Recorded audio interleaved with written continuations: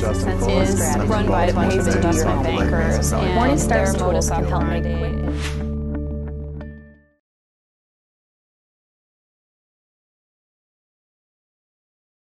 Je suis ravie en fait d'avoir été invitée à participer à cette conférence pour parler d'un sujet d'actualité, effectivement, comme tu l'as dit, Frédéric. Un sujet en tout cas qui intéresse les investisseurs depuis plusieurs mois, tout particulièrement, suite à la publication de plusieurs rapports par plusieurs instances internationales de régulation. Et je fais notamment référence ici principalement au rapport qui a été publié par le Conseil de stabilité financière, le FSB, et qui s'inquiète du développement et de la sophistication des ETF dans le monde, donc pas uniquement en Europe.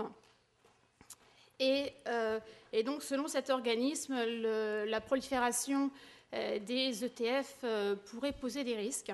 Et un certain nombre de risques, d'ailleurs, ont été avancés par cet organisme, dont je dois souligner quand même dès le départ que tous ces risques ne sont pas spécifiques aux ETF, mais le Conseil de stabilité financière a pointé du doigt tout particulièrement les ETF synthétiques, qu'il considère de plus en plus complexes et qui comportent donc des risques qui seraient de plus en plus difficiles à cerner.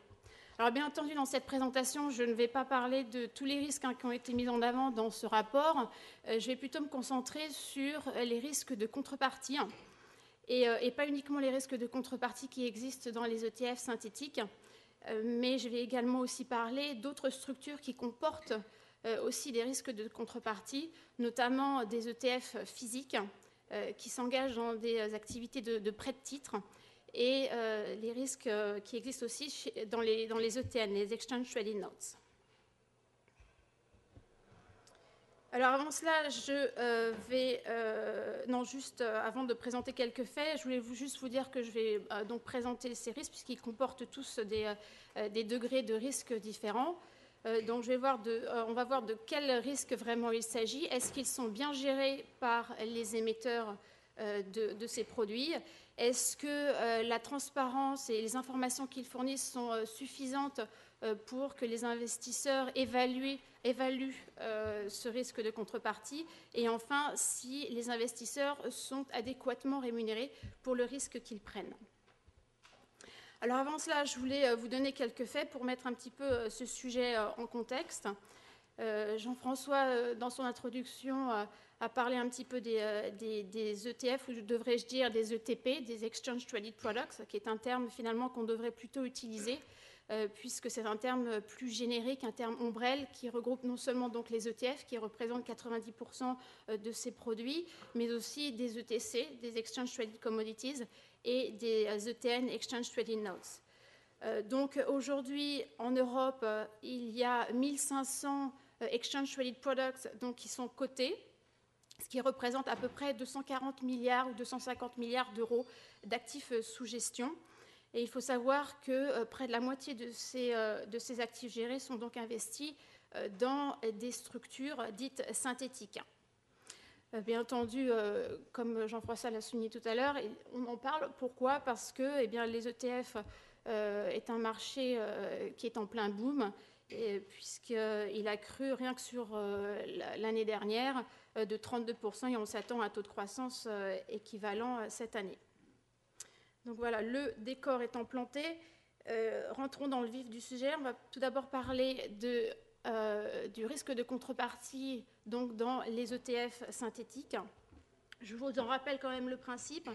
Les ETF synthétiques sont des fonds qui reproduisent la performance d'un indice via l'utilisation de swaps qui sont fournis par des banques d'investissement.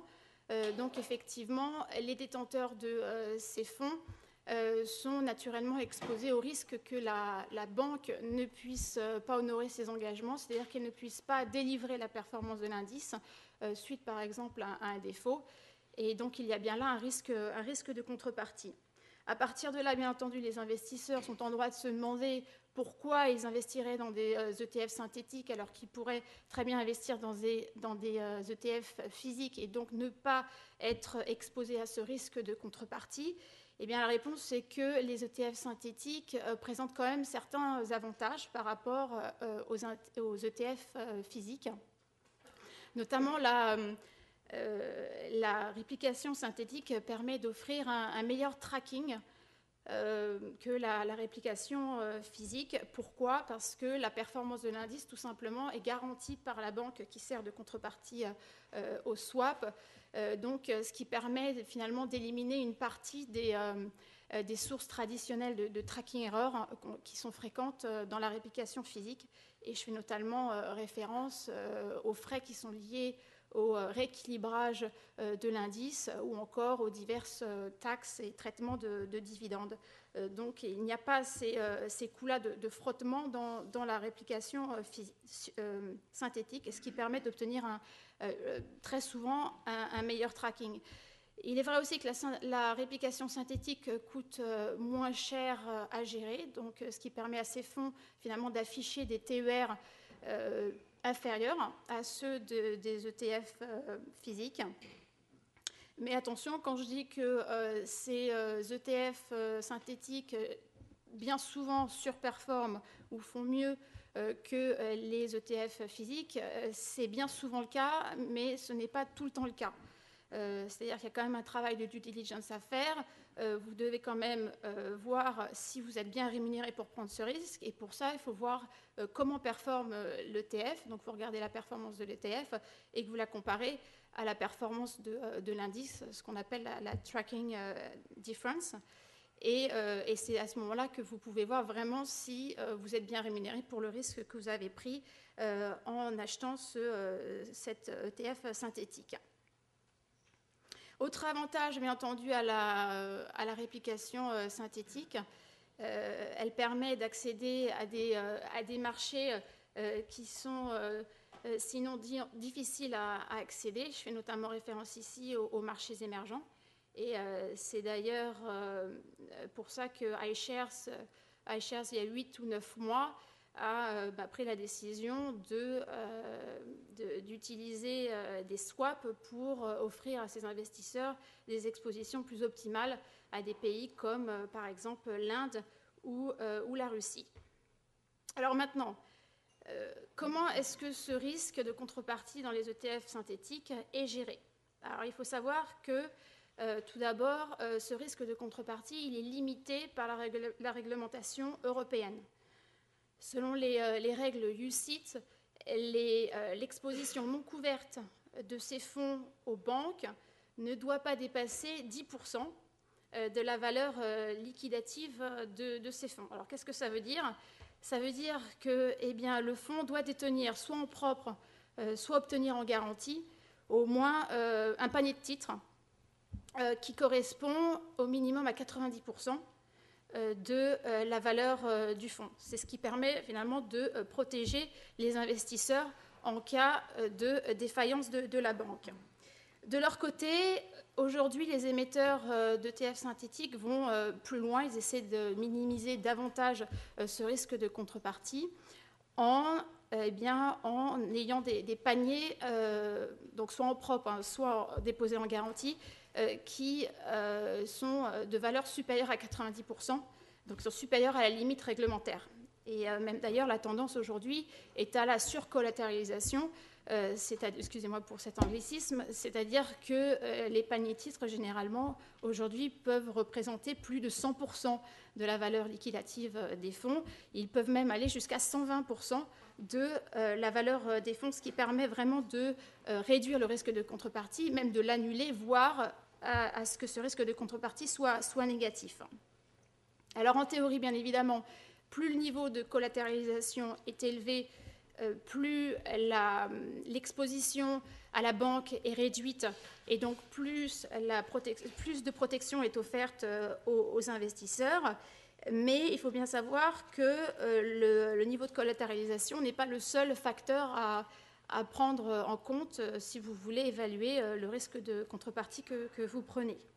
Il y a d'autres facteurs importants à prendre en considération, notamment la qualité de ces titres qui sont donc placés dans ces paniers, soit détenus encore en propre, soit déposés en garantie, parce qu'il y a quand même deux modèles. Et pourquoi c'est important? Parce qu'en cas de défaut, vous l'avez bien compris, c'est ce que récupéreront les investisseurs. Alors même si tous les émetteurs d'ETF synthétiques aujourd'hui suivent les règles UCITS, notamment les règles de diversification et de qualité, il y a quand même des différences. Et les émetteurs appliquent des critères différents aux titres qu'ils acceptent dans ces paniers. Alors, par exemple, je ne sais plus où j'en suis dans mes slides. Voilà. Qualité du panier de titres, panier de substitution de collatéral. Par exemple, pour des ETF sur action, certains émetteurs n'acceptent que des obligations AAA, par exemple des obligations d'État. D'autres n'acceptent que des actions. Alors, ça peut être des actions européennes ou encore des actions venant de pays de l'OCDE. Donc ça varie énormément. Et il faut noter qu'en France, beaucoup d'ETF synthétiques, finalement, détiennent plus de 75% d'actions européennes, puisque c'est la condition, pour que ce fonds-là soit éligible au PEA. Alors maintenant, comment évaluer la qualité de ces paniers? Eh bien, il faut tout simplement regarder, à notre avis, qu'il s'agisse d'obligations ou d'actions, il faut regarder la liquidité de ces titres. Ce qui est très important, c'est que ces titres soient ultra liquides d'ailleurs, qu'il s'agisse plutôt des blue chips, c'est que ces titres soient suffisamment liquides pour qu'ils puissent être vendus très rapidement en cas de défaillance de la contrepartie. Ici, je voulais vous montrer l'extrait d'un panier de substitution d'un fonds synthétique qui est coté en Europe. Alors, quand on regarde ce snapshot avec toutes ces lignes, donc c'est juste un extrait, hein. Donc, quand on voit toutes ces lignes de titres japonais, on peut se poser la question, est-ce que ce fonds, finalement, cherche à répliquer un indice japonais? Est-ce que, par exemple, on pourrait se demander si ce n'est pas un panier qui chercherait à répliquer le MSCI Japan? Absolument pas. Il s'agit en fait de l'extrait d'un panier de collatéral du DBX Trackers Eurostock 50 que j'ai pris, pas au 6 juin, mais au 3 juin, vendredi dernier. Et donc, qui est constitué à hauteur de 25% d'actions japonaises. Le reste est composé d'actions européennes et américaines. Alors, quand on regarde ça, on peut se poser la question, donc si Deutsche Bank, qui est la contrepartie au swap, fait défaut, bien entendu, c'est un cas improbable, mais qui n'est pas totalement à exclure du monde des possibles après ce qui est arrivé à Lehman Brothers. Donc, qu'est-ce qui se passerait si Deutsche Bank faisait défaut? Eh bien, les investisseurs se retrouveraient donc avec ce panier de collatéral, constitué à hauteur de 25% d'actions japonaises. Et si le gérant du fonds donc, décide qu'il est dans le meilleur intérêt pour les détenteurs de liquider ce panier de substitution, eh bien, il devra attendre le lendemain, tout simplement, la réouverture des bourses asiatiques. Donc il y aurait un contretemps, finalement, dans la liquidation de ce fonds. Alors, je ne suis pas en train de dire que ce n'est pas bien de détenir des actions japonaises dans un panier de substitution ou de collatéral. C'est simplement qu'il faut savoir qu'il pourrait y avoir un contretemps s'il fallait le liquider. Alors, et bien entendu, c'est inutile de dire que si une grande banque comme Deutsche Bank faisait faillite, inutile de dire que ce serait la panique totale de toute façon sur toutes les bourses mondiales, mais quand même il faut savoir que dans ce scénario catastrophe, il est tout à fait possible que les détenteurs de cet ETF sur le stock 50 ne puissent pas récupérer 100% de la valeur liquidative du fonds au moment du défaut. Alors, j'aimerais quand même souligner que de manière générale, les paniers de substitution ou de collatéral ont quand même pas mal évolué. depuis un an et demi. Il faut dire que maintenant, ils sont de bien meilleure qualité, c'est-à-dire constitués de titres beaucoup plus liquides et donc qui seraient plus faciles à vendre en cas de défaillance de la contrepartie. Pour juger de la qualité de ces paniers, bien entendu, la transparence est essentielle. La transparence est un thème qui a été abordé précédemment ce matin, et c'est un thème qui nous touche beaucoup à Morningstar et qui, bien entendu, est tout à fait relevant pour les ETF. Et là aussi, il y a des progrès qui ont été faits. C'est-à-dire qu'un certain nombre maintenant d'émetteurs d'ETF publient sur leur site internet quotidiennement des informations sur ces paniers de collatéral. Il fournit par exemple la composition de ces paniers. Il fournit aussi des informations sur l'exposition qui est prise face à ces banques, donc le niveau d'exposition, ainsi que le nom de ces banques contreparties. C'est une initiative que nous, à Morningstar, on avait appelée dans le passé. Et bien entendu, nous sommes satisfaits de voir qu'aujourd'hui, c'est quelque chose qui est pris très au sérieux, qui est même considéré comme normal, puisque c'est le seul moyen finalement de gagner la confiance des investisseurs. Il faut savoir quand même qu'aujourd'hui, ce n'est pas une obligation réglementaire. C'est une initiative qu'ont pris un certain nombre d'émetteurs.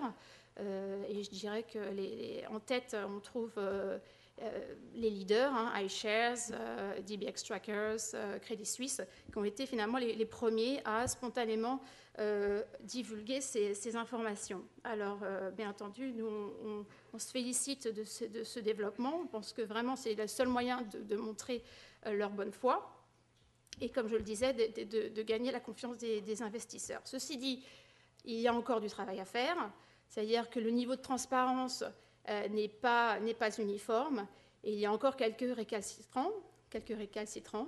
Il y a encore quelques émetteurs d'ETF synthétiques qui pensent qu'il n'est absolument pas utile de divulguer ces informations au quotidien sur leur site internet, alors que ces paniers changent tous les jours. Donc nous, notre argument, c'est que s'ils changent tous les jours, il faut quand même, ça serait bien de les publier de manière quotidienne sur le site internet. Alors, je voudrais terminer sur le risque de contrepartie dans les ETF synthétiques, pour vous dire simplement que dans quelques semaines, Morningstar va publier un rapport expliquant les mécanismes de base des ETF synthétiques, ainsi que les spécificités de chaque modèle, parce qu'aujourd'hui, il y a quand même plusieurs modèles. On va dire que le modèle synthétique a pas mal évolué ces dernières années.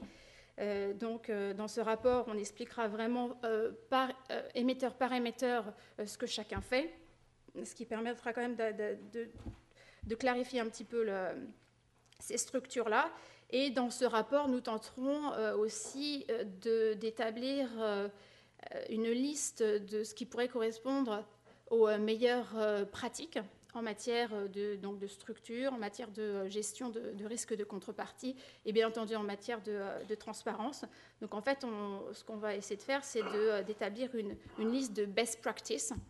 Et selon nous, eh bien, aujourd'hui, elle compte, comme j'en parlais tout à l'heure, de la collatéralisation, de la surcollatéralisation, d'une collatéralisation supérieure à la valeur liquidative du fonds.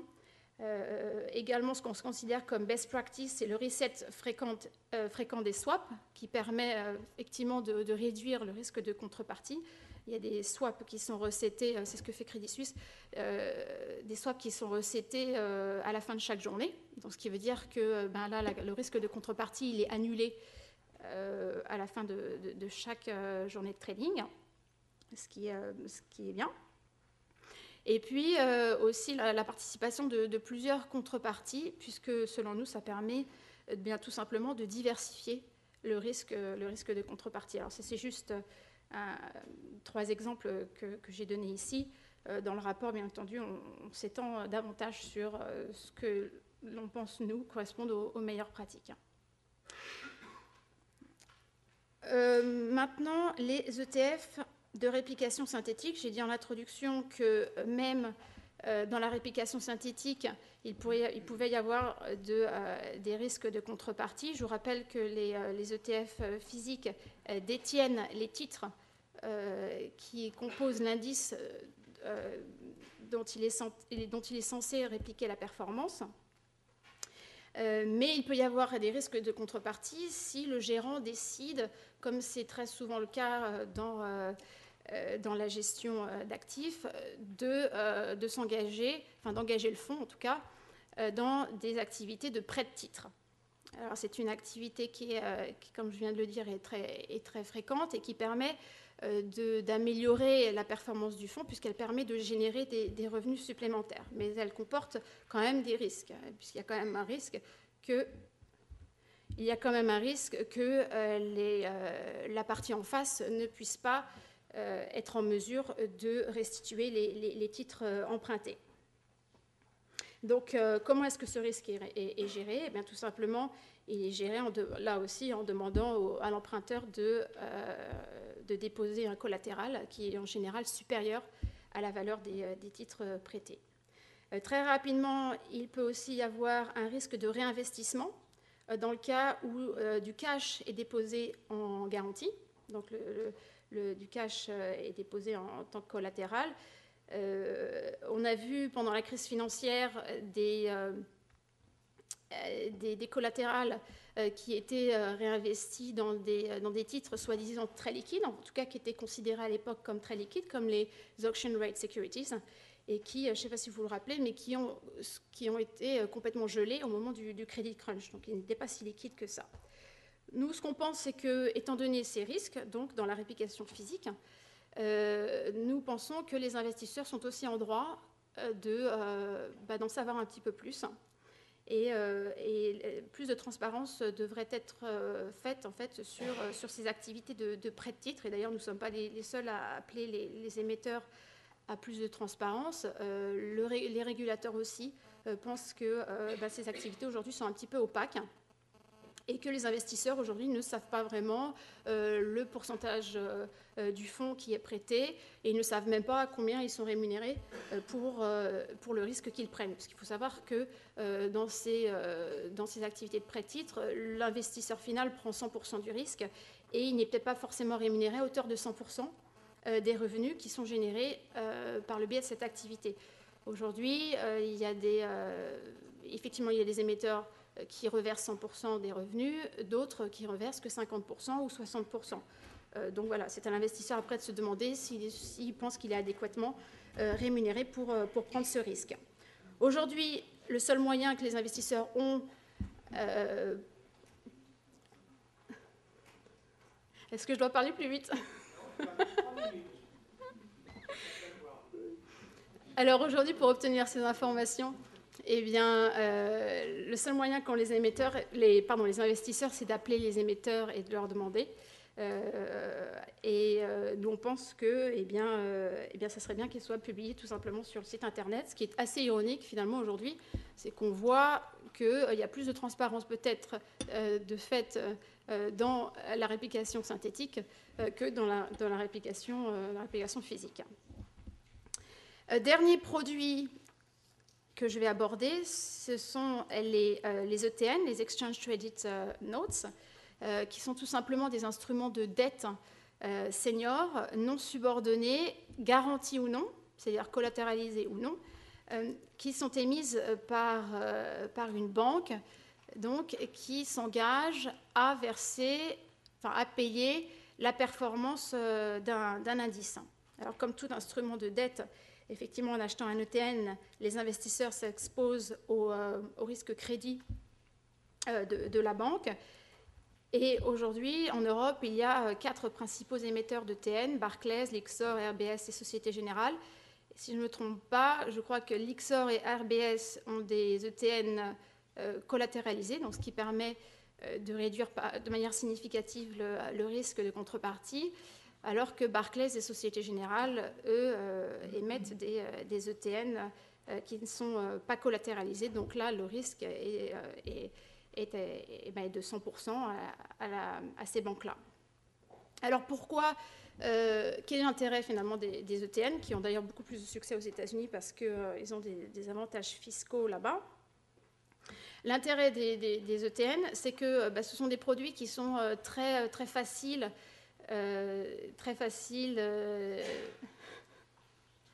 qui sont très faciles et très peu coûteux à émettre, donc ils peuvent rapidement être mis sur le marché.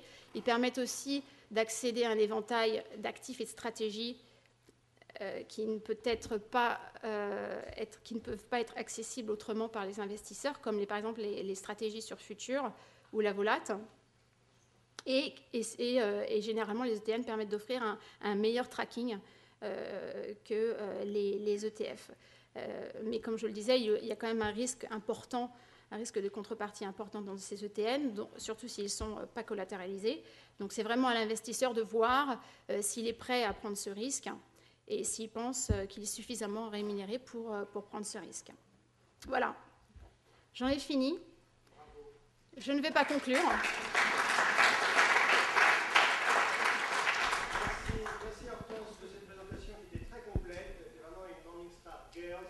C'est complet, c'est bravo.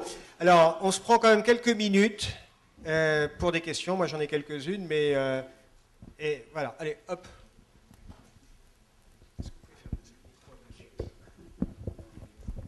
Oui, bonjour. Dans sa dernière livraison sur les risques, l'AMF signale quelques problèmes liés au post-crise japonaise sur les trackers japonais. Est-ce que vous pouvez nous en dire plus? Quel risque? Apparemment, des problèmes de liquidité, l'incapacité à revendre rapidement, toute une série de titres. Alors, si c'est un cas pratique récent. Alors peut-être que vous faites allusion à un ETF, je crois que c'était le Lixor. Je ne sais pas si c'est le Lixor, MSCI Japan, ils ont un ETF qui donne accès à une exposition au Japon.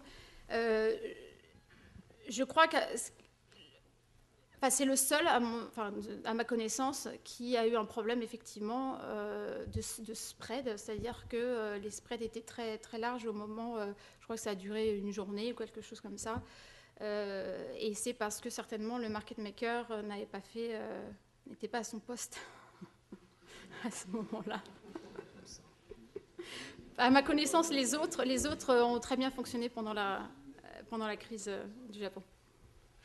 Vous avez évoqué au moment sur des différentes manières, disons, d'amoindrir le risque de l'ETF synthétique, le fait d'augmenter finalement si j'ai bien compris, le panier de substitution. Mais si on approche de taux finalement très très élevés, quelle est la différence, quel est l'intérêt par rapport à un ETF physique si ça revient effectivement reconstituer un panier physique Pourquoi vous dites que ça revient à restituer? Non, dans l'une des... Parce que de toute façon, ces paniers de substitution ou ces paniers de collatéral ont des titres qui sont différents, d'ailleurs très différents, pas forcément corrélés d'ailleurs, aux titres sous-jacents de l'indice. D'accord, donc c'est simplement un taux sur, disons... C'est le taux, c'est-à-dire que le panier, la valeur de marché de ces paniers atteint 100, 110 ou 120% de la valeur liquidative du fonds. S'il vous plaît, je voudrais revenir sur votre exemple sur le 25% des blue chips japonais. Il y a une ligne qui s'appelle TEPCO, Tokyo Electric Company. Quand il y avait l'accident de Fukushima, est-ce que Deutsche Bank a fait sortir la ligne et comment est-ce que ça a été réévalué le panier de collateral? Merci. Alors, j'ai monitoré effectivement plusieurs paniers de collatéral et paniers de substitution de DB parce que je savais qu'ils contenaient des actions japonaises au moment de la crise. Et en fait, ça a été géré de manière très différente d'un fonds à un autre parce qu'ils ont des structures différentes. Ils ont aujourd'hui 3 structures différentes. Et j'avouerai que les paniers qui étaient censés être surcollatéralisés en permanence à 120%, ils étaient en permanence surcollatéralisés à 120%. Et que l'allocation aux actions japonaises n'avait pas changé. Donc en fait, ce que j'imagine, c'est que quotidiennement, ou même d'ailleurs dans la journée, mais bon, je ne sais pas s'ils le faisaient dans la journée, mais quotidiennement, les titres étaient déposés. Plus de titres japonais étaient déposés dans ces paniers afin que ce niveau de surcollatéralisation soit maintenu. Dans le cadre de l'Eurostock 50, en fait, l'exposition aux actions japonaises a été réduite au moment de la crise. Là, on voit 25%. À l'époque, elle était à 0, voire 0%. Quelques jours après, je crois qu'elle était montée à 8%. Donc, effectivement, il y a eu un changement de gestion à ce moment-là. Pourquoi j'ai demandé à DB et l'explication, pour moi, n'était pas très claire. Mais the bottom line était que ils géraient ça différemment. Mais de toute façon, il est clair que le panier de collatéral, la valeur du panier de collatéral n'avait pas changé. C'est-à-dire qu'on n'était pas descendu à moins de 90%, il était, je crois, à 98%.